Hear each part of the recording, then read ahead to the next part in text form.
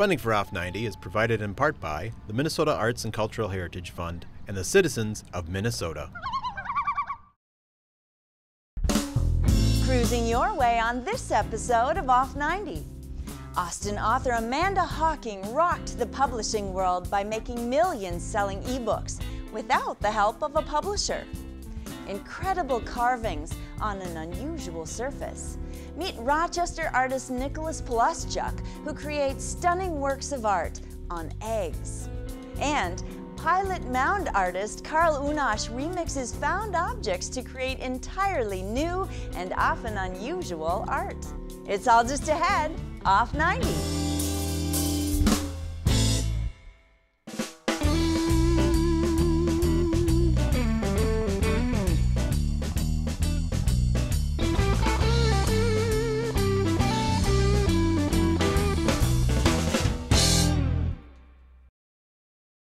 Hi, I'm Barbara Keith. Thanks for joining me on this episode of Off 90. There are so many amazing things to be said about Amanda Hocking, it's hard to know where to start. For one, she's a millionaire and only 27 years old. And she did it all on her own. Amanda always dreamt of being a writer, but no one would publish her books, so she decided to self-publish her work as ebooks online. Her popularity exploded virtually overnight as thousands of readers devoured her paranormal romances. Despite her sudden fame, Amanda remains down to earth and still lives in her hometown of Austin.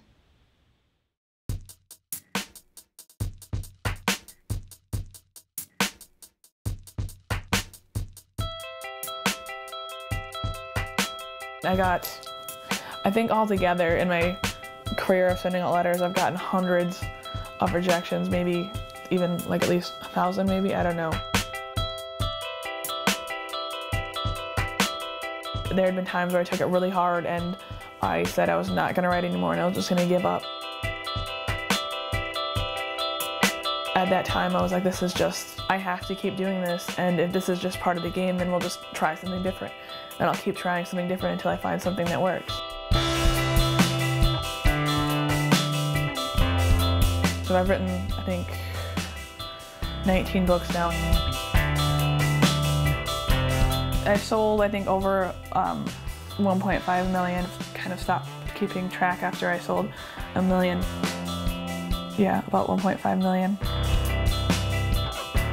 I'm Amanda Hocking, and I write books, mostly young adult books.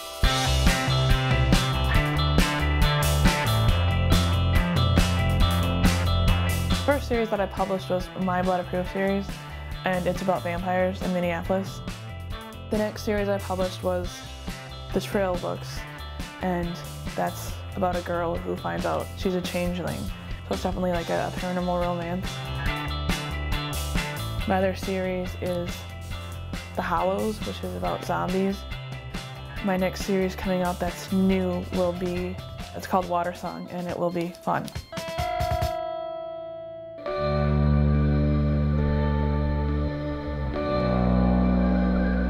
I am 27 years old.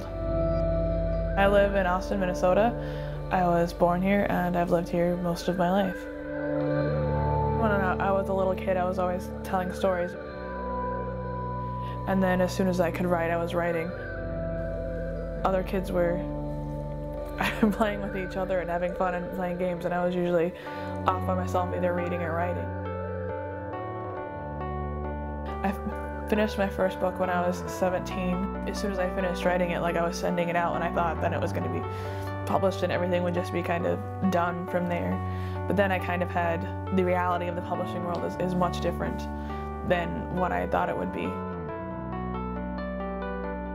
After I graduated from high school, I worked as a dishwasher for a little bit, and then I worked in group homes with people with disabilities as a caretaker for them.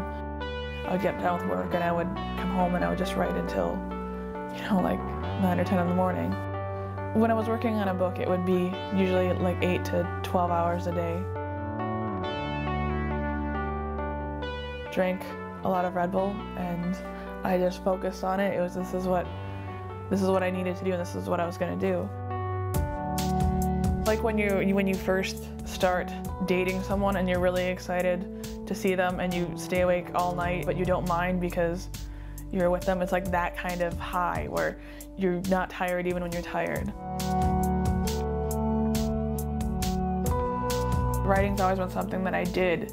It's like asking me, why do you like breathing? It's what I do. It's how I kind of function. I don't think I would really know how to function without it.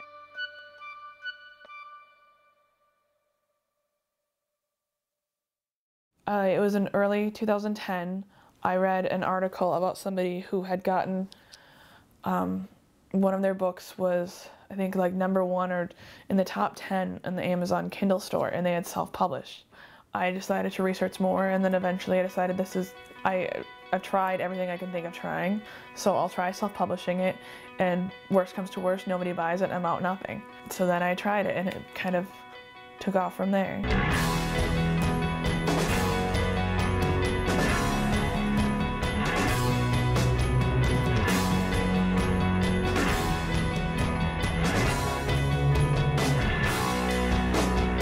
Well, I published the first 2 books in March of 2010, and I sold a couple. It wasn't like a lot. And then the next month I sold a couple more. So then I was like, well, I'll put up the 3rd one. Each month it was like, I think 300 and then 500, and then in June it was several thousand, and it just really started to take off. And by the end of the summer, I was making more money in a day than I was making in a month at my day job. I kind of freaked out because it was just so insane. It was kind of hard to fathom that it was happening like that. But it was still, you know, a good insane.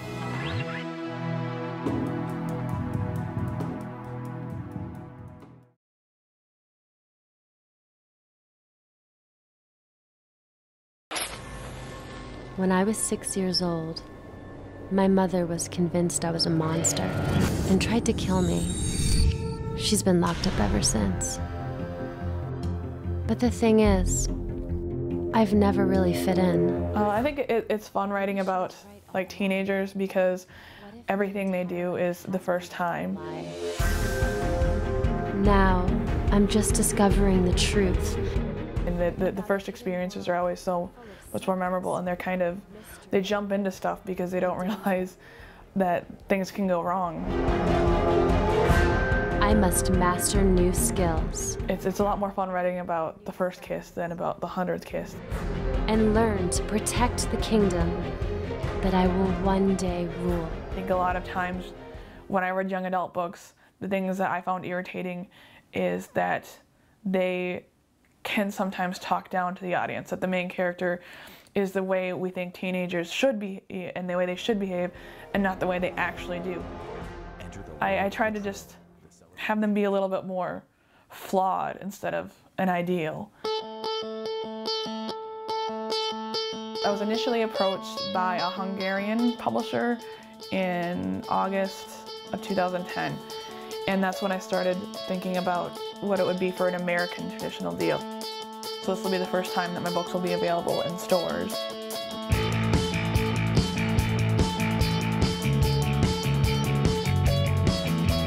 I think so, yes, definitely. Definitely, I'm the biggest fan. There you go. Thank you for coming. It's been pretty amazing, pretty surreal. It hasn't quite caught up to me yet, I don't think, and her either. I mean, she's still Amanda, my daughter. She hasn't changed at all, so that's really nice. But yeah, but it's pretty exciting, pretty whirlwind exciting. Who would you like it made out to? Well, I think it's just very remarkable. I think that what she did was an incredibly brave thing to do because e-books are so new, but she's one of the pioneers, and the eyes of the publishing world are on Amanda Hocking. Bev, all right. There's no way I could have done any of this without my fans and my readers because I didn't have a marketing budget. I didn't have anything. The way that my books sold was through word of mouth. So they're immensely important and vital to everything that happens.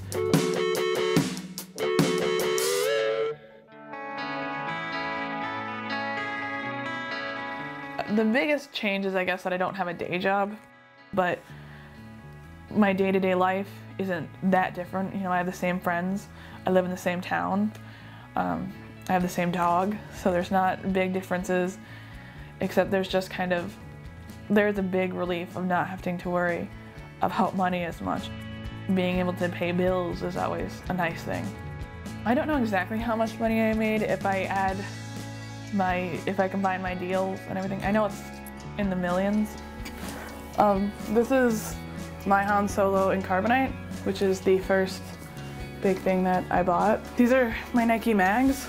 They're from Back to the Future 2.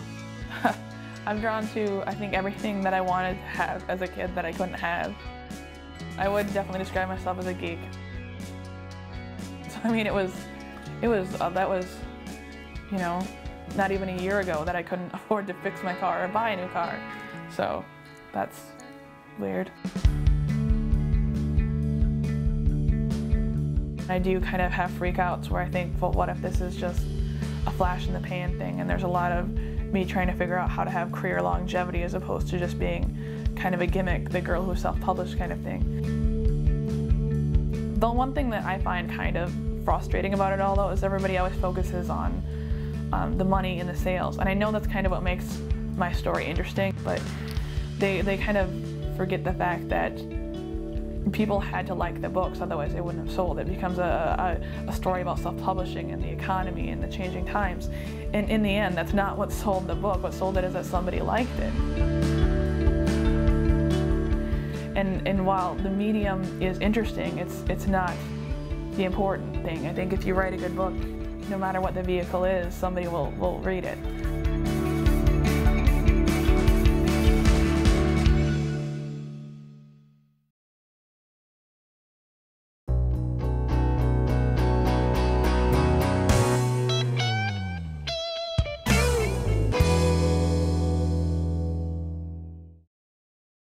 You'll never see your breakfast the same again.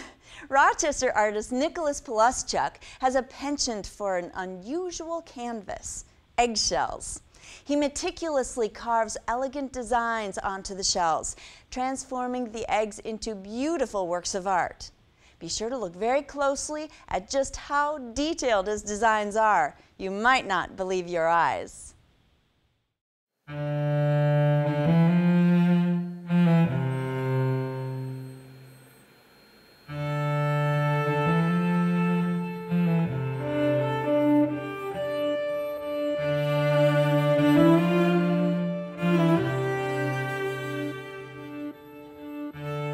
I believe I love carving eggshells because of the challenge they pose.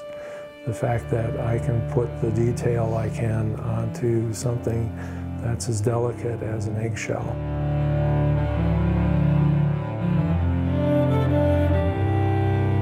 I purchase my eggshells from all over the U.S. Here's a selection of the eggs I carve. This is a chicken egg.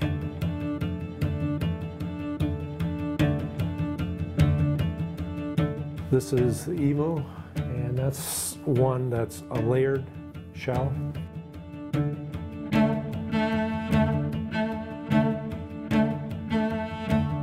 Here's kind of a surprising one. This is a goose egg shell.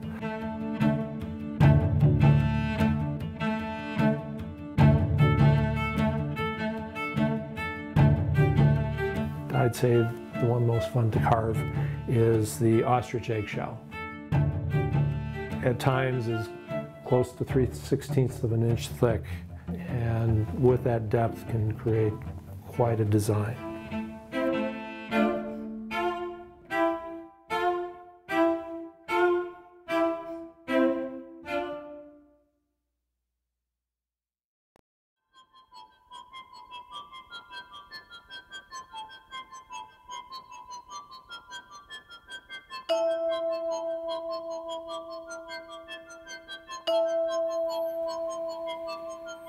The primary tool I use is a high-speed engraver.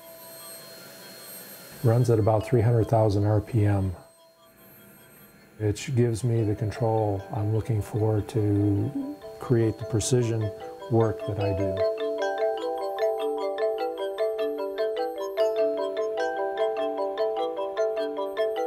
It uses different size burrs. It cuts very cleanly, and as long as I don't rush it, I don't have to worry about breaking them.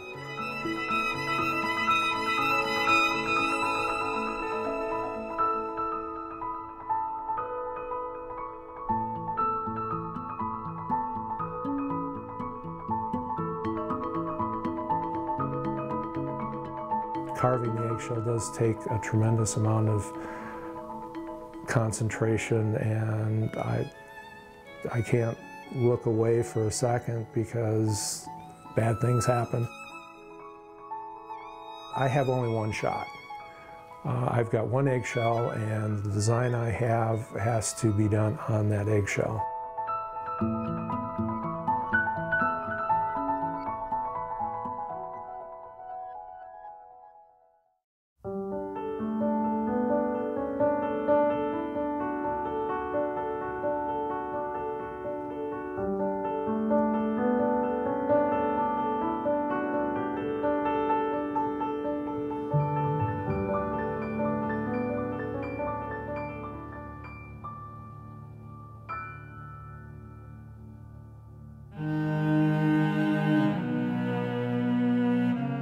I guess the way I describe my artwork, it's a low relief sculpture on a rather unique material.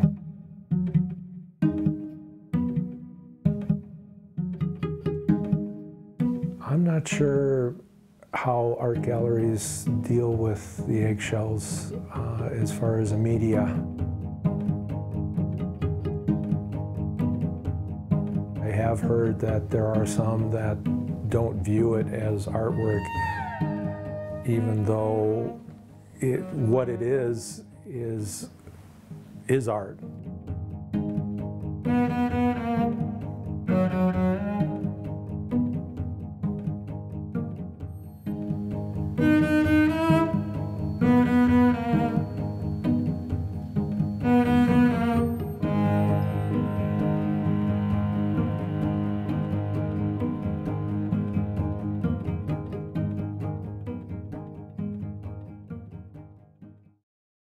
At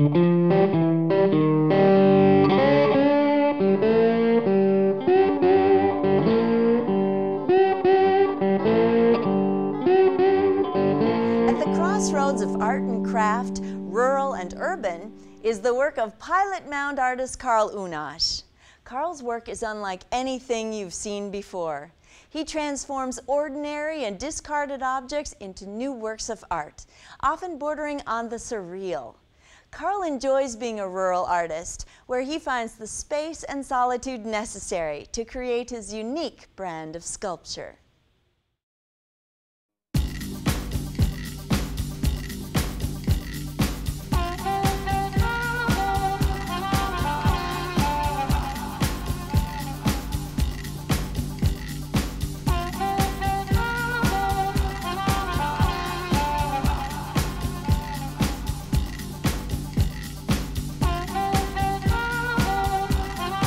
I like to have fun, and I try to bring that out when I'm making these pieces, and make sure that, you know, when people look at them, they can get a little giggle, a little chuckle, or even be a little bit, maybe even a little scared. It's bad, you know. My name's Karl Unasch, and I'm an artist. It's bad, you know.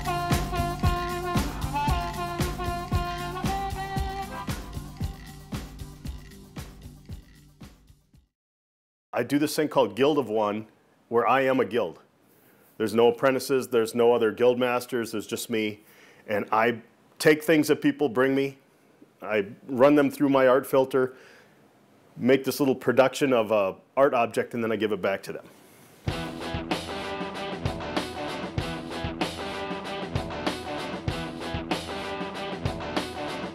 I would say that the work I do, if there was one word for it, it could be hobbyism.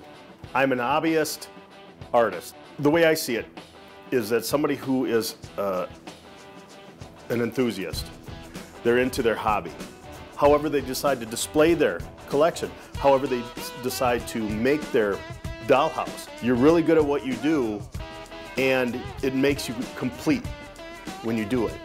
and you're not interested in necessarily sharing it, that doesn't come to mind. You're just sitting there going, I really like doing this, it makes me happy. Even though a lot of these people don't think about it, they just do it. And that goes back into the whole Guild of One, where I take this stuff after I live with it for a while, I consider its necessity for me, I consider what it can do, then I can let it go. And that letting go, that's the hardest thing for a hobbyist, because you put so much of yourself into it, how do you honestly let that go and still be happy? That's the trick. Once that's gone, there's a fear that builds up that says, I don't have that anymore. Now what do I do? And for me, it's just like, okay, make something else. There's millions of objects in the world. Be a magnet, be glue, let it stick to you for a while, and then shuffle it off, and then grab something else. You become a one-person production facility, a Guild of One.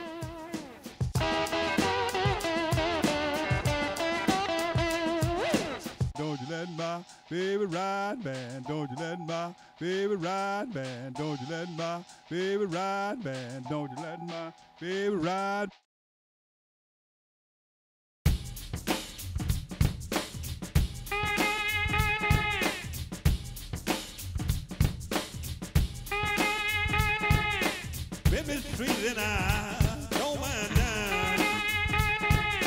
In a nutshell, what I do is I grab something and then I contemplate it. I look at it, I'm aware of its physical nature, I wonder about its historical nature, you know, its own history, and then I start building on that.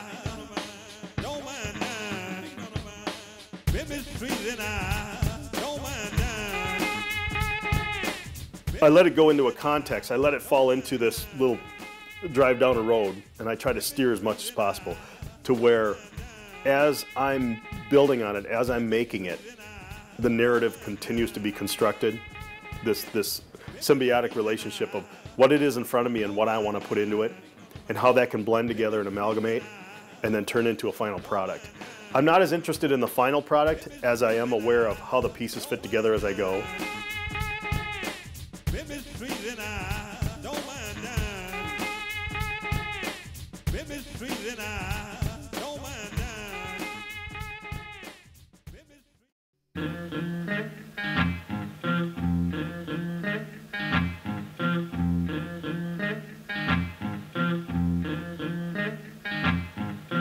A lot of what I do comes from the rural lifestyle. I grew up rurally, I continue to live rurally, farm kid.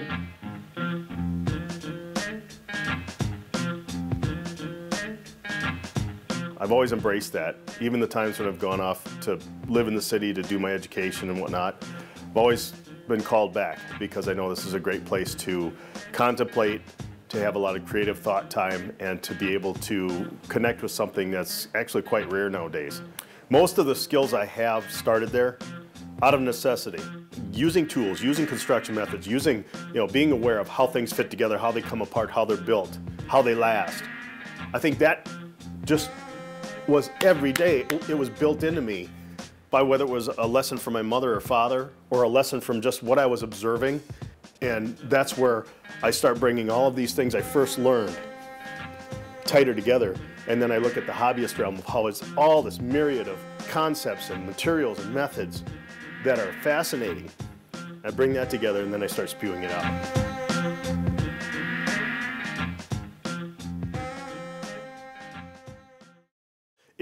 In order for me to continue to be a self-sufficient artist, a big A artist, I have to really be on top of my game as far as being vigilant as to where I can get my paychecks from.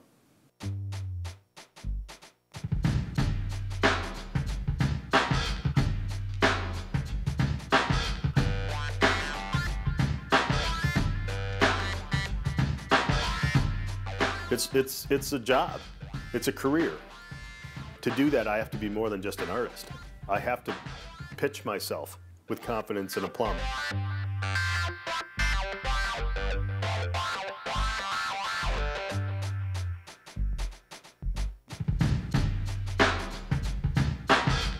I have to be able to express myself clear for my audience to be attracted to what I'm doing.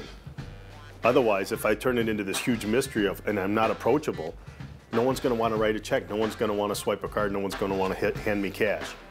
So I have to be approachable in that regard.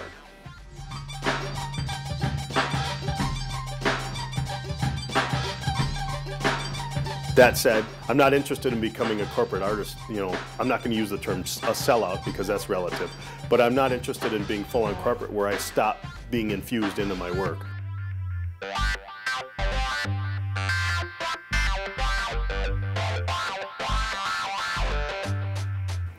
My personality, I think, comes off as pretty stoic and confident, sometimes cocky, but that's born out of knowing what I want to do.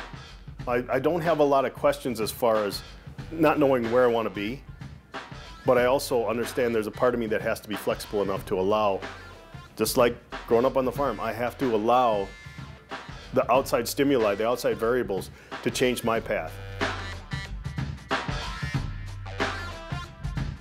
For a metaphor, I still travel down a gravel road, but I don't know how it's going to turn, but I'm a little bit familiar with it, so I can drive a little faster.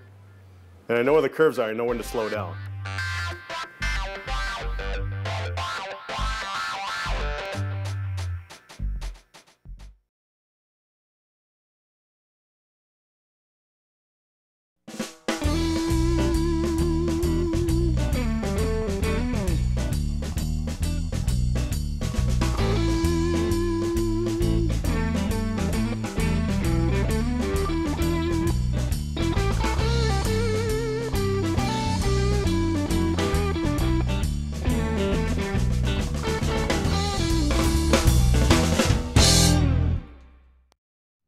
Funding for Off 90 is provided in part by the Minnesota Arts and Cultural Heritage Fund and the citizens of Minnesota.